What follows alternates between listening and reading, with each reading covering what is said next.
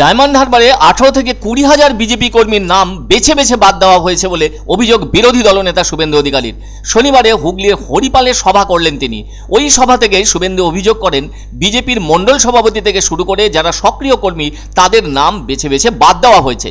বাড়ি থেকে 15 কিলোমিটার দূরে নাম তোলা হয়েছে।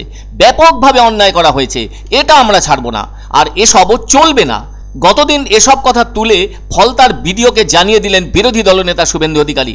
তিনি এদিন ফলতার বিডিওকে বলেন, দরজা পরিষ্কার করে রাখুন, আপনার কাছে যাচ্ছি যে কোনো দিন। ভাইপোকে ওখানে হারাবো, বিজেপি জিতবে, ভাইপো থার্ড হবে। মামার বাড়ি নাকি? এত বার্ধক্য ভাতা দেওয়ার পরও এসব করবেন বলে কটাক্ষের সঙ্গে জানালেন শুভেন্দু অধিকারী।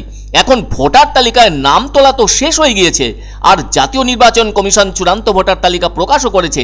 সেই নিরিখে শুভেন্দু অধিকারী জানতে পেরেছেন, ডায়মন্ড হারবারে 18 থেকে 20,000 বিজেপির নেতা কর্মী সমর্থকদের নাম নেই, বেছে বেছে নাকি বাদ দিয়ে দেওয়া হয়েছে। 21শে জানুয়ারি ছিল ভোটার তালিকায় নাম তোলার শেষ দিন। সে কারণে মহা সমস্যায় পড়েছেন বিজেপির ওই সমস্ত নেতা কর্মী ও সমর্থকেরা। এমনিতেই এবার রাজ্যে হয়তো হাই ভোল্টেজ লোকসভা আসন হতে যাচ্ছে ডায়মন্ড হারবার, কেননা ওই আসন থেকে লড়াই করছেন তৃণমূলের সর্বভারতীয় সাধারণ সম্পাদক তথা তৃণমূলের second in command Abhishek Bandyopadhyay. এবারেও বড় অঘটন না ঘটলে ওই কেন্দ্র থেকেই প্রার্থী হতে পারেন আইএসএফ বিধায়ক নওশাদ সিদ্দিকী। আবার বিজেপিও দামি প্রার্থী দেবে বলেই মনে হচ্ছে। সে যাই হোক, ওই কেন্দ্র নিয়ে যথেষ্ট সরব হন বিরোধী দলনেতা শুভেন্দু অধিকারী। এই কেন্দ্রে একাধিক বিজেপি সমর্থকদের নাম ভোটার তালিকায় নেই, যার মধ্যে রয়েছেন বিজেপির মণ্ডল সভাপতি থেকে শুরু করে দলের সক্রিয় কর্মীরা। ওই নাম তালিকায় তোলা হয়েছে বাড়ি থেকে 15 কিলোমিটার দূরের একটি স্থানে বলে অভিযোগের সঙ্গে হরিপালের সভায় জানিয়েছেন শুভেন্দু। তার জোরালো দাবি, ব্যাপকভাবে গরমিল করা হয়েছে। তবে শুভেন্দু এই বিষয়টি নিয়ে সোজা সাপটা জানিয়ে দিয়েছেন, তিনি অত সহজে ছেড়ে দেবেন না। এ ব্যাপারে শুভেন্দু আরও জানান, ভাইপো ওখানে থার্ড হবে।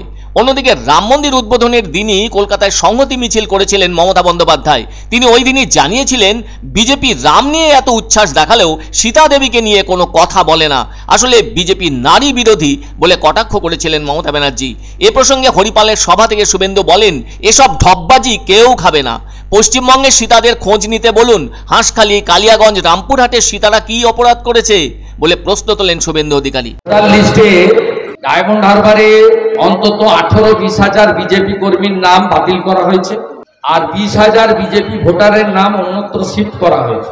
উদাহরণ দিচ্ছি, ফলতা মন্ডলের সভাপতি, তার আমি ইতিমধ্যে এক্স হ্যান্ডেলে পোস্ট করেছি, তার নাম এবং জেলা বিজেপি সহসভাপতি মধু কুমার, তাদের নাম পর্যন্ত ভোটার তালিকা থেকে বাদ দিয়ে দেওয়া হয়েছে। যে কিভাবে মমতা মেশিনারিকে কাজে লাগিয়ে আইপ্যাকের ছেলেদের বসিয়ে কিভাবে বিজেপির মন্ডল সভাপতি এইরকম 18 থেকে 20,000 বিজেপি ভোটারের নাম, যারা কার্যকর্তা, পোলিং এজেন্ট বসবেন, বুথ করবেন, তাদের নাম বাতিল করা হয়েছে।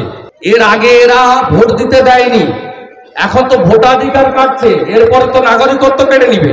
পশ্চিমবঙ্গে থাকাই মুশকিল হয়ে যাবে বিরোধী দলের লোকেদের। আমরা এটা ছাড়বো না।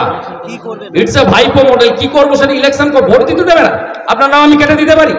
মামার বাড়ির আবদার নাকি? ফলতার ভিডিওকে বলে রাখলাম, পরিষ্কার করে রাখুন ঘরের দরজা।